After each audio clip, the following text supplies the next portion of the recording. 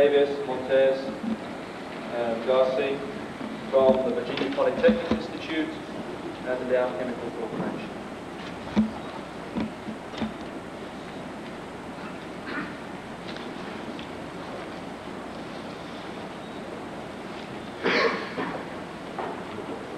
Well, first of all, I'd like to thank Mario for inviting me to come and give this talk.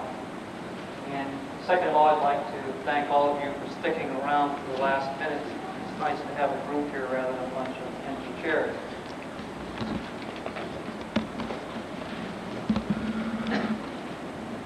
Do I go over one thing?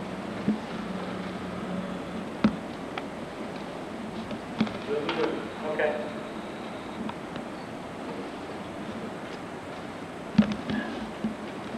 Here we go.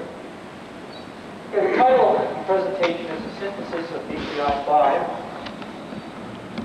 And what I'm going to do is just give one or two slides for a little bit of background on VPI-5, and then we'll move right into basically a tutorial on how to make this, what to do and what not to do.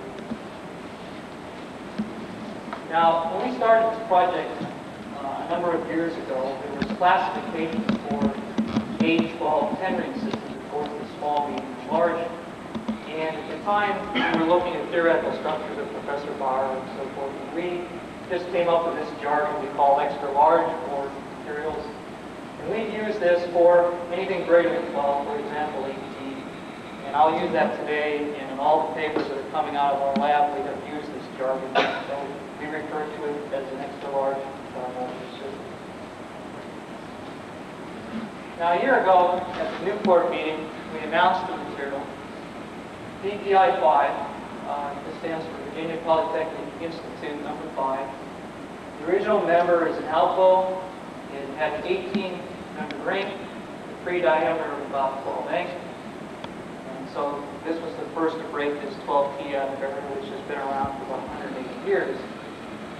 Now, I'd like to acknowledge Mobile for this slide because our graphics department could never make anything this nice, and they donated the slide to me, and I greatly appreciate it. Now here, let me show you the X-ray pattern from a sample we synthesized and sent to Cyrus Crowder, the crystallographer in the Midland Lab. This was collected on a fairly high-resolution X-ray diffractometer, high-resolution other than synchrotron radiation. You can see it's a very characteristic pattern, mainly with this first very intense B spacing and these doublets here. Now, the structure was solved from this powder pattern, and it was Joe Smith's 81-1. And here you can see the calculated pattern using powder 12. You can see that this calculated pattern fits very, very nicely to the experimental pattern. The D spacings are dead on for almost all the P's. The only differences are in some of the intensities. This is because this experimental pattern was collected on the hydrated sample. This simulation is just for framework atoms.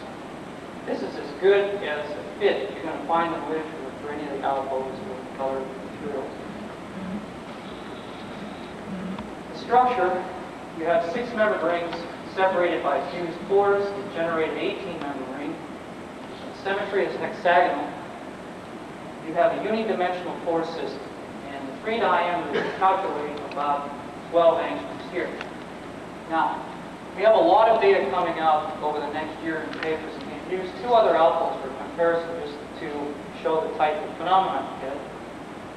Alpha 5, of course, everyone knows, which is net 81, it's hexagonal, 12-member rings, 1D channel. And Alpha 11, which is, of course, the orthodontic system with 10-member rings. All I'd like to do is just show you one slide on some absorption capacities to show, in fact, that you can realize the properties you would expect from these structures. Now, this data are taken all in PO P0.4. The data for alpha 11 and alpha 5 through neopentane are from union carbide. And you can see here the molecular simming effect, the 10-ring. And we have made some alpha 5 samples. Check this, ours compare. But when you try isopropyl benzene, you see the shape selectivity there. So you can see the cutoff of the 12-member ring on that sample. Now, when you come to VPI-5, the first thing you see is the can in fact absorb larger molecules in this material than you can in any other molecular acids. Now, the other thing is if you go to those three structures, and all of the topologies have been determined, you calculate theoretically the capacity that you would get for only the 1D channel system. These values for 11, 5, and VPI-5 from the oxygen capacities are dead on. So what it's telling you is that you can realize those capacities with these materials. And I'll show you that VPI-5 has a needle-like morphology. So unlike what Dave showed before with PCR1, we have needle morphology here, and we can in fact realize the pore volume that we would expect from the crystal structure. Now, talk about the synthesis. Although a variety of materials can be used, at VPI we stuck with these: the Vista Catapult B and 85% phosphoric acid. Now, here's the typical procedure we like to use. The alumina is slurried in water, and you make solution 1. Solution 2, you just dilute the phosphoric acid. Then the phosphoric acid solution is added into this alumina solution while under stirring. This aluminal phosphate precursor mixture is aged then. This aging occurs at ambient conditions, so it's going to be at room pressure and room temperature. After this aging procedure, we add the organic to the precursor mixture, and the total mixture then is also aged. From here, then we charge the gel into an autoclave and heat it. So the procedure is going to be these 6 steps, and I'll go through these again. Now, crystallization recovery. At VPI, we make our own autoclaves. We've got about 50 of these 15 milliliter Teflon line autoclaves. And most of the exploratory syntheses are done in these little vessels. Since then, we've scaled to 45 and 600 down in our laboratories. They're all statically heated, forced convection ovens. I believe bigger ones have been done by the Dow group, which are all sitting here in the front row, and so you can talk to them after the presentation today if you want more details on scale-up. Our autoclaves are, when removed from the ovens, are quenched immediately in cold water, and to recover the crystals, we slurry these. Let the solid drop out, you camp off the supernatant liquid, and then you can collect it again by filtration, and we usually dry in ambient air. There's been a lot of speculation on the organic agents, whether they're huge molecules, and in fact they're not. Okay? We have made VPI-5 with a wide range of organics, but the procedures that you use depend upon what type of organic agent you use. I'm going to illustrate 2 today. The templates are in fact not limited to the 2 that I show here. These are just representative ones of an amine type synthesis and a quat type synthesis.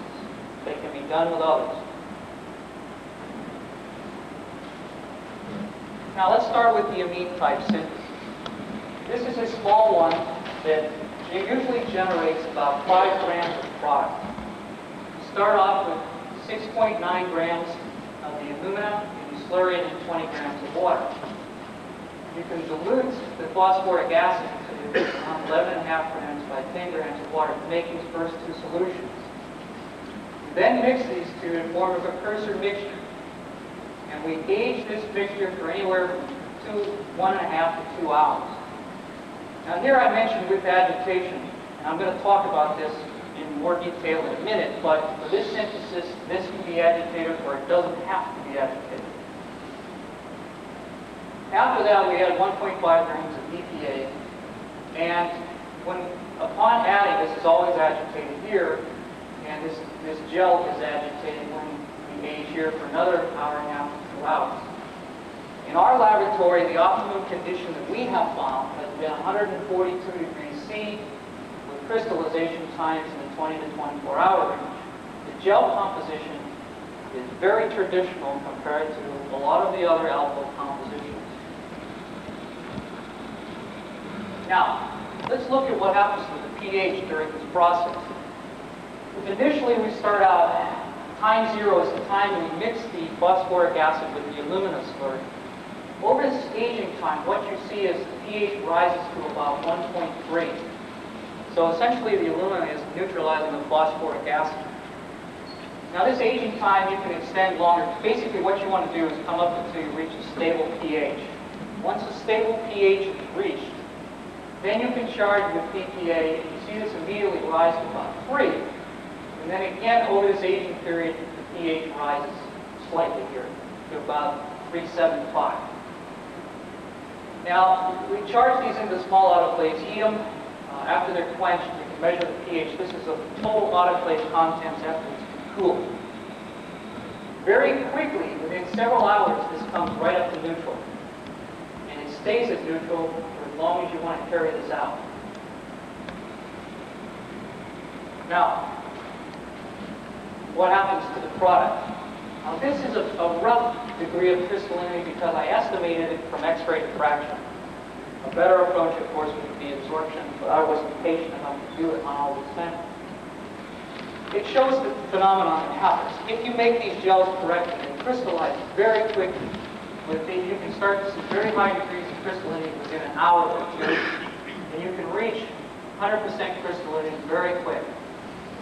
Now, what's interesting is this is when we're going up to neutral pH. The pH stays neutral. And it will continue to stay neutral, but this material is not stable in mother liquid.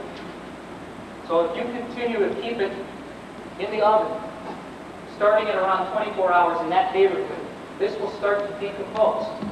So although you see we can crystallize it early, we specify somewhere in this 20 to 24 hour time as optimum. And the reason is, if you don't do the gel, if you don't make the gel precisely, and what we found is in trying to reproduce this over and over again, if anything goes wrong, all it does is delay the onset of 100% crystallinity to a little bit longer. So if you want to be safe, you can be in this range of 20 to 24 hours. And most times that will ensure that you're going to get the material when you use dichloroamine. What's important? The aging of this precursor mixture. We've aged as long as 10 hours and we still get VPI-5. If we don't age, we tend to get H3. So it was kind of nice that Dr. Martins talked about H3 this morning, so we know a little bit about this.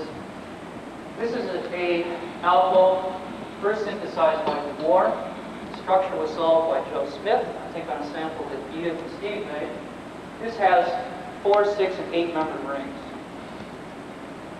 Now, if you go to total gel, and you age for several hours, you get VPI-5. Interestingly, if you age this total system overnight, and then come back and crystallize it, you've found that you have a tendency to make H3 there as well. So I don't know why this changes, but it does. As I said, at our place, the best temperature we found is 142. If you go to lower temperatures, say 125, we tend to make H3 at longer times, say 2 days, 3 days, H3 starts to grow in.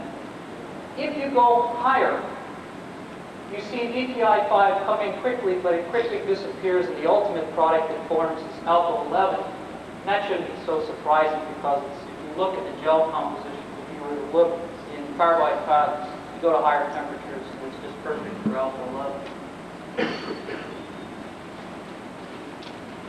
Well, here's the obligatory slide where we've done variations in the gel composition. This is the one I've described to you so far. And if you make minor variations in the alumina here, you can still crystallize VPI-5. Plus or minus 25% variations. Less alumina, you tend to get H3. More alumina, you go to probably what's a tritamide-like phase. If you do variations in phosphorus, you can see behavior here. Again, these are probably dense phase materials. Excess phosphorus tends to give H3. Now, if you decrease the water 35-fold, then you do get VPI-5, but it's not, the crystallinity has gone down. And if you increase the water, you tend to make VPI-5 in combination with H3, but it requires a longer time to generate these phases. And that's not surprising. Half the template, you make H3. The interesting thing is if you increase the amount of the template, you tend to make an amorphous product.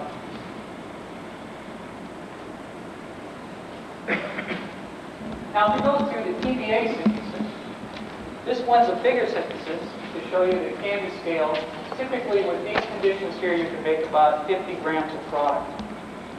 Start off with about 55 grams of the alumina and slurry and 150 grams of water. Again, dilute the phosphoric acid and make this precursor mixture. Now, step 4 on the aging. This is a little bit different than with DPA. Here, we find the best conditions are that you don't agitate during this aging. And I'll describe what happens in a minute if you agitate. After aging again for this 1.5 to 3 hours, you then agitate very vigorously and add in the TBA solution. And then age again. And for this one, we find the optimal conditions to be closer to 150, again for 24 hours. The gel composition is given down here. The ratio of the organic and the alumina to the phosphorus is the same, but now it has a little bit more water in it. Let's look at the pH profile of this process. Again, if we start out here, this is one where this mixture was not agitated. If I were to overlay it with the one that was agitated, it's pretty much the same. So when it comes up, it levels off again at about 1.3. When the TBA is added, if you have vigorous mixing, the pH will shoot to 5 instantly and will stay at 5. If you don't have good mixing here, the pH tends to be lower.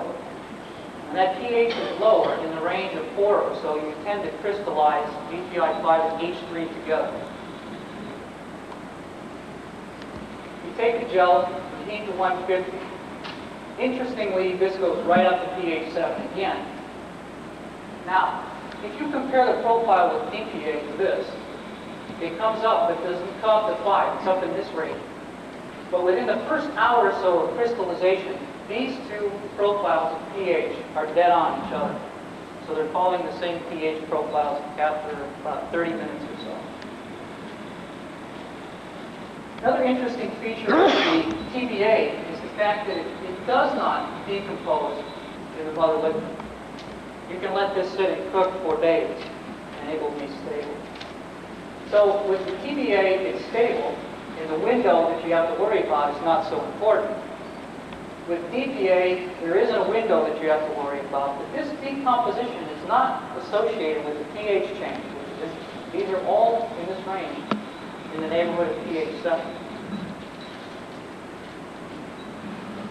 Now, with TBA, what we find is important is the stirring of this precursor mixture. If it's quiescent, we tend to make better VPI-5. If you stir here, what we find is that small amounts of H3 tend to crop in here with VPI-5. Again, the agitation just prior to the addition of TBA, with vigorous agitation, the pH goes up close to 5, and we tend to make good material. With poor agitation, this pH stays below 5, and these are crystallized together. When I'm talking about these are minor amounts, but it's still there. You can see it in here. And we find in our place the best temperature is around -50. Now this is what the crystals look like when you use TBA. They're needles, and this is a 50 micron bar here. They tend to grow in aggregates. There's a lot of them that look like these fingers. And they're in this 20 to 30 micron length, submicron in the other direction, so the aspect ratio is very large. It's very characteristic. You can see these very distinctly in a light microscope. You also tend to see these types of groups here. It's a prevailing morphology. It's always bundles like this. Now what's interesting, before I leave this, although we haven't proven it, you would expect that the C-axis along that length of the crystal. Now, when you go with DPA, you see a totally different morphology. And this is the 100 micron bar. And what you find is very large aggregates. This is one large spherical aggregate that I can hardly get in the picture here. And if you look, there's a variety of morphologies here. There's some needles, and you see some spherical particles, and so forth. These are not impurities. The paper that we just had that came out in zeolite shows the absorption capacities of these two materials are the same. What we call sample 1 in that paper was made with TBA. What we call sample 2 was made with dipropylamine. And you can see in that paper that the capacities are the same. So that this is not an impurity material. It must be that the crystals are very, very small. Now, one other thing I wanted to show you as far as morphology, this is what H3 looks like. Here's the 100 micron bar. Again, you have spherical aggregates. And so you can distinguish VPI-5, regardless of which way you make it, in a light microscope very easily. If you make it with TBA, you see these needle morphology in the bands. If you make it with dipropylamine, how we distinguish it is basically on size, because they look like spheres, whether it's H3 or whether it's VPI-5. The VPI-5 is the big aggregates. H3 tends to be little like this. And you can see it's also aggregates of crystals. So I'd like to leave you with the following conclusions. We have found that this procedure is precise. You need to go through the steps we've described, but yet there are a variety of amines and plus that can be used as organic agents to synthesize this material. And we found that the morphology does depend upon whether we use an amine or a plus. Now, what I'd like to do is give you basically a rundown of what's to come, what has been. The first paper we had on this material was in Nature in February, where we announced the materials and illustrated the topology. This month in zeolites, the X-ray data is now out with the preliminary absorption data.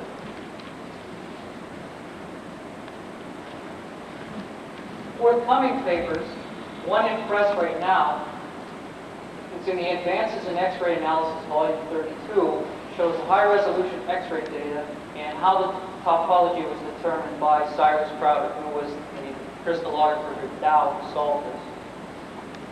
The presentation today, my co-authors are Consuelo Montes, a student in my lab, and Juan Garces of Dow, where we'll have in the paper the details that I've shown you today on synthesis and also the morphology of VPI-5. We have submitted a paper to JAX that has complete physical-chemical characterization. It has all of the thermal analysis, elemental analysis, solid-state NMR, IR, complete absorption data, not only capacities but also isotherms. And also, we show shape-selective catalysis for the first time. In this case, what I did is I impregnated VPI-5 and alpha-5 with an unusual rhodium complex, and we hydrogenated olefins in the liquid phase, showed that in fact you could get shape-selective hydrogenation with alpha-5, but in fact you can get shape-selective hydrogenation of larger olefins in VPI-5 than you can in alpha-5. And we hope to be able to come to Amsterdam and talk more about the mechanistic details of this synthesis rather than just the procedures, and talk about some of the substitution chemistry that we've done. For instance, some of the work with cobalt, which of course should be a single substitution mechanism, and silicon, which will have multiple substitution mechanisms.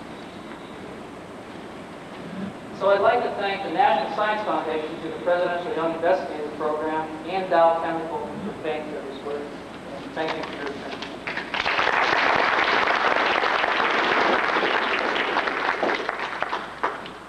Question time. Yes, what's the largest crystalline size that you've made in VPI-5 to date? We made some that approached 30 to 40 micron. It was big enough to mount into a single crystal machine. What we were having problems with was, again, it's a beetle crystal, and the atom density was so low, even with the rotating anode, we had problems. Maybe if it went to a synchrotron. Two questions. After adding the organic, does the course of crystallization, that is, yield against time, follow the same sigmoid course? That's the first one. The other one is with capillaries or channels of 12 angstrom diameter. do you, in the sorption work, find anything that looks like capillary condensation? Okay, I'll answer the second one first. How's that? Yes. The answer, we believe, with argon, we get a second step, a la the type of behavior that Muller is seeing with CO5. But if we go to bigger molecules like neopentane, we remove that step. So we believe there is some kind of packing going on with argon, oxygen molecules of this type. And also that shows up in the capacity data, we believe. Look carefully at the capacity data. You see it was not constant like it was for alpha 5, but you see a trend with increasing size of the molecule. We believe this is a packing phenomenon. The first one, we really haven't looked at it in enough detail as far as the sigmoidal curves. We're trying to finish up those data for next summer. Do you have another question?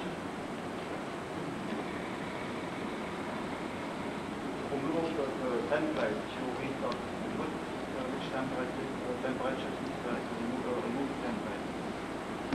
Our typical activation procedure for doing absorption is we need to 350 degrees C in vacuum overnight. Have any further questions? Can you say anything about the stability of this material?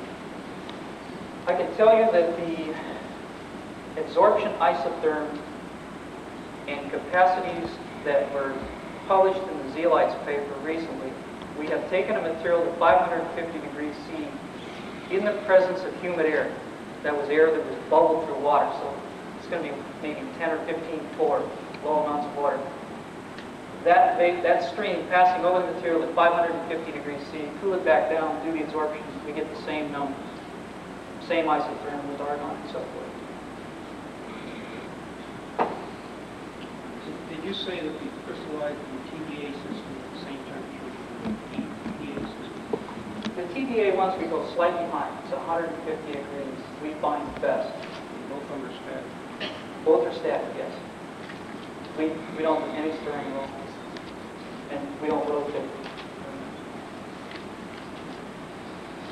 Have any further questions?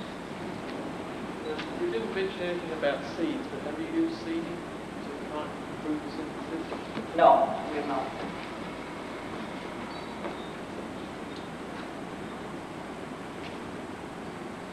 Any further questions? In that case, I'll ask you